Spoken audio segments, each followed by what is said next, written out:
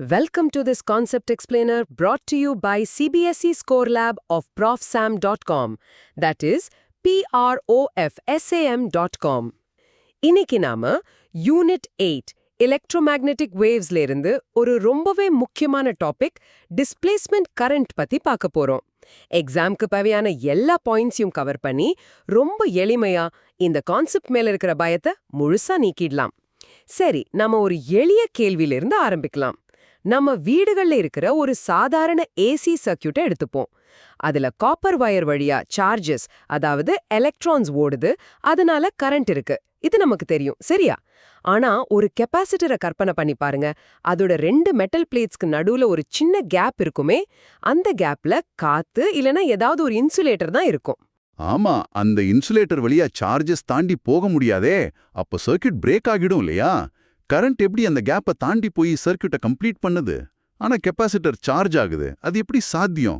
மிக சரியான கேள்வி. இங்கதான் இயற்பியலோட ஒரு பெரிய மர்மம் ஒளிஞ்சிருக்கு. இன்னொரு ஆச்சரியமான விஷயத்தையும் யோசிச்சு பாருங்க. நீங்க வீட்ல வைஃபை பயன்படுத்துறீங்க இல்லையா? உங்க ரவுட்டர்ல இருந்து உங்க போனுக்கு எந்த வயரும் இல்லாம எலக்ட்ரோமேக்னெட்டிக் வேவ்ஸ் வருது. இந்த வேவ்ஸ் உருவாகிறதுக்கு அடிப்படையான காரணமே இந்த டிஸ்பிளேஸ்மெண்ட் கரண்ட்ங்கிற கான்செப்ட் தான். ஆனா உண்மையில எந்த சார்ஜும் ரவுட்டர்ல இருந்து காத்துல பறந்து உங்க போனுக்கு வரல. Wired what? வைஃபைக்கும் இதுக்கும் சம்பந்தம் இருக்கா? இது ரொம்ப குழப்பமா இருக்கு. ஒரு பக்கம் சார்ஜ் போக முடியாத கேப்ல கரண்ட் இருக்குன்னு சொல்றோம், இன்னொரு பக்கம் சார்ஜே போகாத இடத்துல இருந்து வேவ்ஸ் உருவாகுதுன்னு சொல்றோம். எக்ஸாக்ட்லி. இந்த முரண்பாடுகளை சரி செஞ்ச ஒரு அழகான ஐடியா தான் டிஸ்பிளேஸ்மெண்ட் கரண்ட். இந்த மர்மம் என்னன்னு நம்ம இப்போ ஆழமா பார்க்கலாம். டிஸ்பிளேஸ்மெண்ட் கரண்டோட அடிப்படை ஆசையம் பாத்தீங்கன்னா ரொம்ப சிம்பிள். சார்ஜஸ் ஒரு இடத்துலேருந்து இன்னொரு இடத்துக்கு நகரலைனாலும் பரவாயில்ல, ஒரு இடத்துல எலக்ட்ரிக் ஃபீல்ட் நேரத்தை பொறுத்து மாறிக்கிட்டே இருந்துச்சுன்னா, அதாவது அ சேஞ்சிங் எலக்ட்ரிக் ஃபீல்ட், அந்த மாற்றமே ஒரு கரண்ட் மாதிரி செயல்படும். ஒரு நிமிஷம், இது கொஞ்சம் புதுசா இருக்கு. நாம எப்பவும் கரண்ட்னா ஃப்ளோ ஆஃப் சார்ஜ் தான் படிச்சிருக்கோம். இப்போ சார்ஜ் நகரவே இல்லாம வெறும் எலக்ட்ரிக் ஃபீல்டு மாறுறதே ஒரு கரண்ட்னு சொல்ல முடியுமா? அது ஒரு மாதிரி ஏமாத்துற மாதிரி இல்லையா? அது உண்மையாவே ஒரு கரண்டா? Excellent question. அதுதான் இதுல இருக்கிற முக்கியமான புள்ளி. இது நிஜமா சார்ஜ் ஓடுற மாதிரி ஒரு பிசிக்கல் கரண்ட் இல்ல. அதனால தான் இத ஒரு ஃபேண்டம் கரண்ட் அல்லது கோஸ்ட் கரண்ட்னு கூட சொல்றான். ஆனா ஒரு உண்மையான கரண்ட் என்ன மேக்னெட்டிக் எஃபெக்டை உருவாக்குமோ அதே மேக்னெட்டிக் எஃபெக்டை இந்த சேஞ்சிங் எலக்ட்ரிக் ஃபீல்டும் உருவாக்கும். அதனால தான் நாம இதையும் கரண்ட்னு சொல்றோம். ஓகே, அதனால தான் அதுக்கு டிஸ்பிளேஸ்மெண்ட் கரண்ட்னு பேர் வச்சிருக்காங்களா? சார்ஜ் டிஸ்பிளேஸ் ஆகல, ஆனா அதோட எஃபெக்ட் மட்டும் டிஸ்பிளேஸ் ஆகுற மாதிரி. கிட்டத்தட்ட அப்படிதான். இத ஒரு அனாலஜி வச்சு இன்னும் தெளிவா புரிஞ்சுக்கலாம். ஒரு பெரிய ஹால்ல 100 பேர் ஒரே வரிசையில ஒரே திசையில நடந்து போறாங்கன்னு வச்சுக்கோங்க. இதுதான் நமக்கு தெரிஞ்ச உண்மையான கரண்ட். Conduction current. ஆமா, கண்டக்ஷன் கரண்ட். இப்போ அதே ஹால்ல யாருமே நடக்கல, ஹால் காலியா இருக்கு. ஆனா ஹாலோட ஒரு மூலையில ஏர் பிரஷர் திடீர்னு அதிகமாகி இன்னொரு மூலையில குறையுது. சரி. அப்படி பிரஷர் மாறுனா காத்துல ஒரு அசைவு இருக்குமே. கரெக்ட். காத்து மூலக்கூறுகள் ஒரு இடத்துல இருந்து மொத்தமா இன்னொரு இடத்துக்கு நகரல, ஆனா அந்த பிரஷர் மாற்றம் காத்துல ஒரு ஃப்ளோ மாதிரி ஒரு விளைவை ஏற்படுத்துது இல்லையா? அந்த மாதிரி கேப்பசிட்டரோட கேப்ல சார்ஜ் நகரல, ஆனா எலக்ட்ரிக் ஃபீல்டுல ஏற்படுற மாற்றம் ஒரு கரண்ட் ஓடுறதுக்கு சமமான விளைவை ஏற்படுத்துது. அதுதான் டிஸ்பிளேஸ்மெண்ட் கரண்ட். சரி, இந்த கான்செப்ட் ஏன் தேவைப்பட்டது? 19ஆம் நூற்றாண்டுல ஜேம்ஸ் கிளர்க் மேக்ஸ்வெல் என்கிற ஒரு மிகப்பெரிய சயின்டிஸ்ட் ஆம்பியர்ஸ் லால ஒரு சின்ன முரண்பாட்டை கண்டுபிடிச்சார். ஆம்பியர்ஸ் லா என்ன சொல்லுதுன்னா, எங்கெல்லாம் கரண்ட் இருக்கோ அங்கெல்லாம் அதை சுத்தி ஒரு மேக்னெட்டிக் ஃபீல்ட் இருக்கும். ஆமா, a current produces a magnetic field. அதுதான் ரைட் ஹேண்ட் தம் ரூல். அதேதான். இப்போ கேப்பசிட்டர் சார்ஜ் ஆகும்போது வயர்ல கண்டக்ஷன் கரண்ட், அதாவது ஐசி போகுது. அதனால வயரை சுத்தி மேக்னெட்டிக் ஃபீல்ட் இருக்கு. ஆம்பியர்ஸ் லா இங்க சரியா வேலை செய்யுது. ஆனா கேப்பசிட்டர் பிளேட்ஸுக்கு நடுவுல இருக்கிற கேப்ல அங்க எந்த கண்டக்ஷன் கரண்ட்டும் இல்ல. IC equal to 0. ஆமா, அதனால ஆம்பியர்ஸ் லா படி அங்க மேக்னெட்டிக் ஃபீல்ட் 0வா இருக்கணும். ஒரே சர்க்யூட்ல மேக்னெட்டிக் ஃபீல்ட் வயர்ல இருந்துட்டு திடீர்னு கேப்ல 0 ஆகி மறுபடியும் அடுத்த வயர்ல வர முடியுமா? முடியாது. அப்படி இருந்தா லா ஆஃப் பிசிக்ஸ் ஒரே இடத்துல வேலை செஞ்சு 1 மில்லிமீட்டர் தள்ளி வேலை செய்யாம போற மாதிரி ஆகும். அது இயற்பியலோட அடிப்படைக்கே எதிரானது. The laws must be consistent everywhere. Exactly. இந்த முரண்பாட்டை இந்த இன்கன்சிஸ்டன்சிய சரி செய்யத்தான் மேக்ஸ்வெல் ஒருவேளை நாம எதையோ கணக்குல எடுக்காம விட்டுட்டோமோன்னு யோசிச்சார். அப்போதான் அவருக்கு இந்த கோஸ்ட் கரண்ட் அல்லது டிஸ்பிளேஸ்மெண்ட் கரண்ட் என்கிற ஐடியா வந்தது. இப்போ ஒரு மென்டல் இமேஜ்க்கு வருவோம். கண்ணை மூடி கற்பனை பண்ணுங்க. 2 கெப்பாசிட்டர் பிளேட்ஸ் இருக்கு. அதுக்கு நடுவுல எலக்ட்ரிக் ஃபீல்டு லைன்ஸ் பளபளன்னு ஒளிரும் நூல் மாதிரி இருக்கு. கெப்பாசிட்டர் சார்ஜ் ஆக ஆக பிளேட்ஸ்ல சார்ஜ் அதிகமாகுது. அதனால நடுவுல இருக்கிற எலக்ட்ரிக் ஃபீல்டு வலுவாகுது. அதாவது அந்த நூல்களோட அடர்த்தி அதிகமாயிக்கிட்டே போகுது. இந்த மாதிரி ஃபீல்டு சேஞ்ச் ஆகும்போது அந்த நூல்களை சுற்றி கண்ணுக்கு தெரியாத ஒரு சுழல் மாதிரி மேக்னெட்டிக் ஃபீல்டு உருவாகுது. இங்க எந்த சார்ஜும் நகரல. ஆனா அந்த ஃபீல்டோட அடர்த்தியில ஏற்படுற மாற்றம் ஒரு மேக்னெட்டிக் ஃபீல்ட உருவாக்குது. இதுதான் டிஸ்பிளேஸ்மெண்ட் கரண்டோட விஷுவல். வாவ், அந்த விஷுவல் ரொம்ப உதவியா இருக்கு. ஃபீல்டோட அடர்த்தி மாறுறதே ஒரு மேக்னெட்டிக் ஃபீல்ட உருவாக்குது. சரி, இந்த கோஸ்ட் கரண்ட் ஐடியா ரொம்ப சுவாரஸ்யமா இருக்கு. ஆனா எக்ஸாம்ல நாம இத ஃபார்மலா எழுதணுமே. நம்ம என்சிஆர்டி புத்தகம் இதை எப்படி டிஃபைன் பண்ணுது? நல்ல கேள்வி. இப்போ நம்ம என்சிஆர்டி புத்தகம் இது எப்படி டிஃபைன் பண்ணுதுன்னு பார்க்கலாம். நீங்க அந்த வரியை படிக்கிறீங்களா? கண்டிப்பா. என்சிஆர்டில இப்படி இருக்கு. The current I is a new term and is due to changing electric field. It is therefore called displacement current. அதோட formula ID equals to epsilon naught d phi E by dt. நன்றி. இங்க 2 முக்கியமான விஷயங்கள் இருக்கு. ஒன்னு ஃபார்முலால இருக்கிற phi E, இன்னொன்னு ddt. முதல்ல phi E னா எலக்ட்ரிக் ஃப்ளக்ஸ். ஃப்ளக்ஸ் கேள்விப்பட்ட மாதிரி இருக்கு. ஆனா அதுக்கு சரியான அர்த்தம் என்ன? எலக்ட்ரிக் ஃப்ளக்ஸை நம்ம இப்படி கற்பனை பண்ணிக்கலாம். ஒரு ஜன்னல் வழியா எவ்வளவு மழைச்சாரல் நேரா உள்ள வருதுன்னு கணக்கெடுக்கிற மாதிரி. ஒரு குறிப்பிட்ட சர்ஃபேஸ் ஏரியா வழியா எவ்வளவு எலக்ட்ரிக் ஃபீல்ட் லைன்ஸ் செங்குத்தா பாயுது என்பதன் அளவுதான் எலக்ட்ரிக் ஃப்ளக்ஸ். ஃபீல்ட் ஸ்ட்ரெங்த் அதிகமா இருந்தா ஃப்ளக்ஸ் அதிகமா இருக்கும். ஏரியா பெருசா இருந்தாலும் ஃப்ளக்ஸ் அதிகமா இருக்கும். ஓகே, அப்போ d phi dtனா அந்த dt எப்பவுமே ரேட் ஆஃப் சேஞ்ச குறிக்குமே. மிகச்சரி. d phi edtனா அந்த எலக்ட்ரிக் ஃப்ளக்ஸ் நேரத்தை பொறுத்து எவ்வளோ வேகமா மாறுது, அதாவது rate of change of electric flux என்பதுதான். கெப்பாசிட்டர் சார்ஜ் ஆகும்போது எலக்ட்ரிக் ஃபீல்டு மாறுது. அதனால எலக்ட்ரிக் ஃப்ளக்ஸும் மாறுது. அந்த மாற்றத்தோட வேகம் தான் d phi edt. Hope everything is clear so far. This concept explanator is from professam.com, that is profsam.com. இப்போ மேக்ஸ்வெல் செஞ்ச அந்த பிரில்லியன்ட் கரெக்ஷனை ஸ்டெப் பை ஸ்டெப்பா பார்க்கலாம். ஸ்டெப் 1, பழைய ஆம்பியர்ஸ் லால மேக்னெட்டிக் ஃபீல்ட கண்டக்ஷன் கரண்ட், அதாவது ஐசி மட்டும் தான் உருவாக்கும்னு இருந்துச்சு. ஃபார்முலா வந்து phi_b.dl = μ0IC. சரி. ஸ்டெப் 2, ஆனா கெப்பாசிட்டர் கேப்குள்ள ஐசி 0. அதனால அங்க மேக்னெட்டிக் ஃபீல்டும் 0ன்னு இந்த ஃபார்முலா சொல்லுச்சு. இதுதான் அந்த முரண்பாடு. ஸ்டெப் 3, மேக்ஸ்வெல் இந்த சேஞ்சிங் எலக்ட்ரிக் ஃபீல்டு, அதாவது d phi edt ஒரு டிஸ்பிளேஸ்மெண்ட் கரண்ட் ஐடியை உருவாக்குதுன்னு சொன்னார். அதோட மதிப்பு ID = epsilon naught d phi edt. Step 4, இங்க தான் ரொம்ப முக்கியமான விஷயம். மேக்ஸ்வெல் கணக்கு போட்டு பார்த்ததுல வயர்ல போற கண்டக்ஷன் கரண்ட் ஐசி எவ்வளோ இருக்கோ அதே அளவு டிஸ்பிளேஸ்மெண்ட் கரண்ட் ஐடி தான் பிளேட்ஸ்க்கு நடுவுல இருக்குன்னு கண்டுபிடிச்சார்.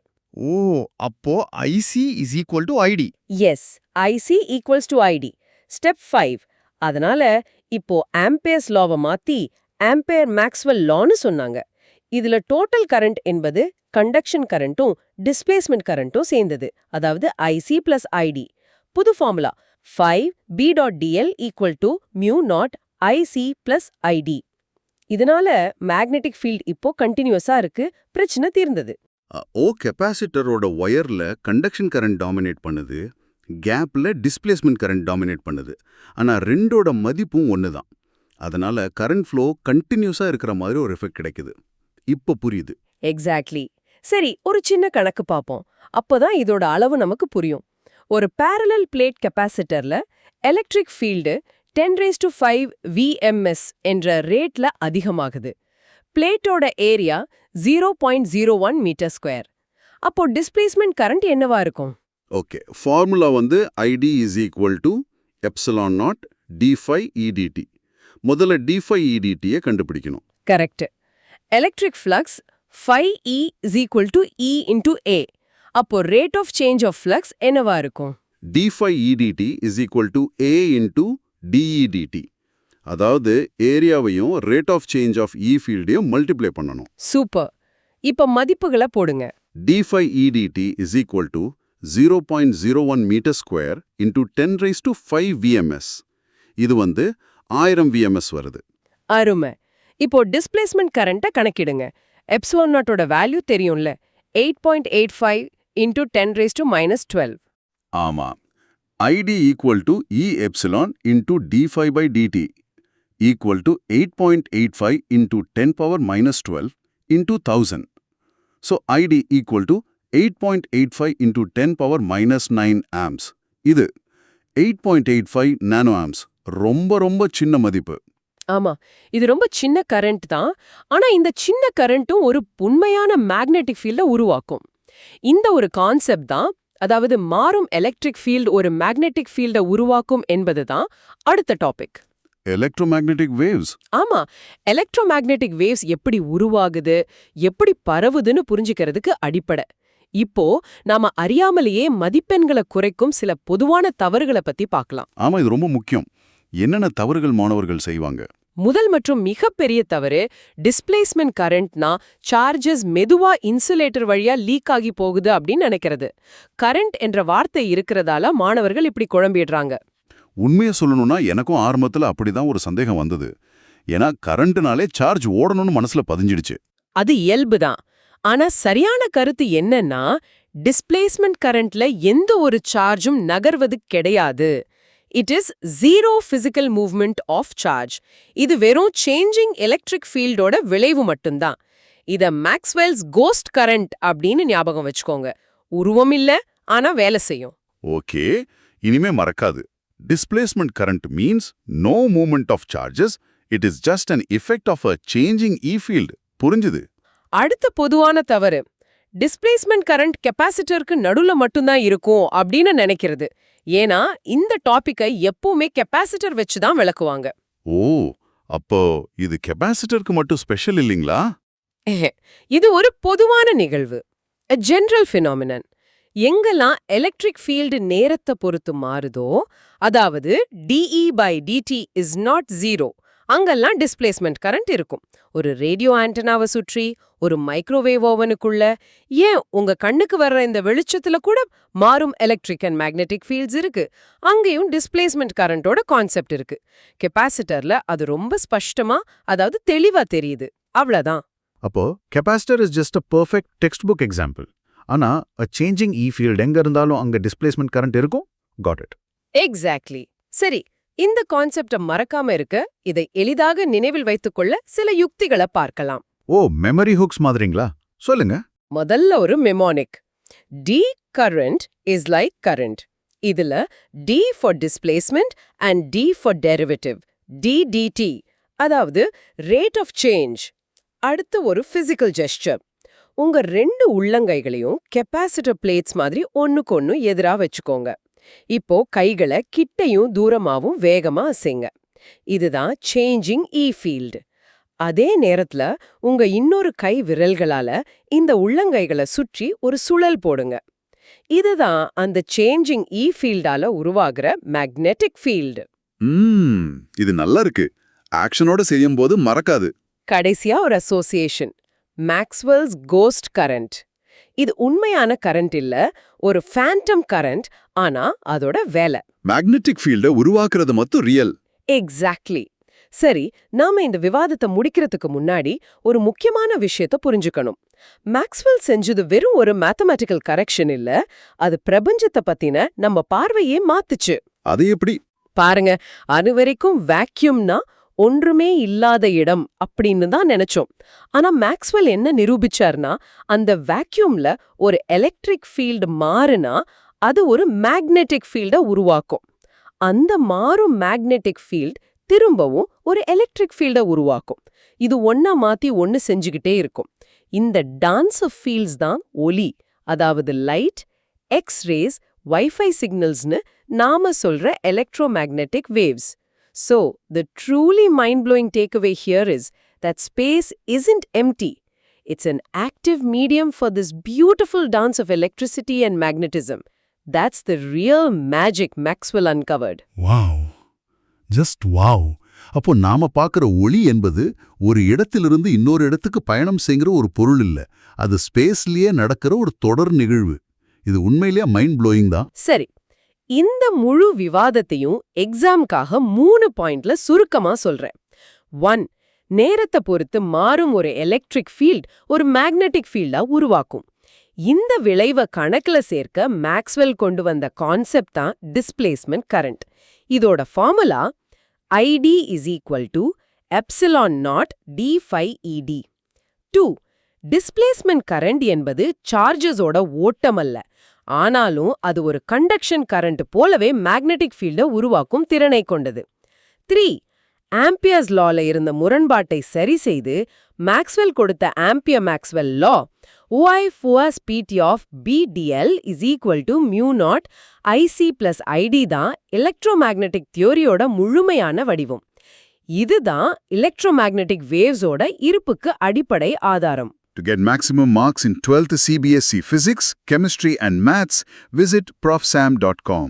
That is PROF SAM, right? Yes, profsam.com. இந்த டாபிக் உங்களுக்கு நல்லா புரிஞ்சிருக்குன்னு நம்புறோம். நன்றி.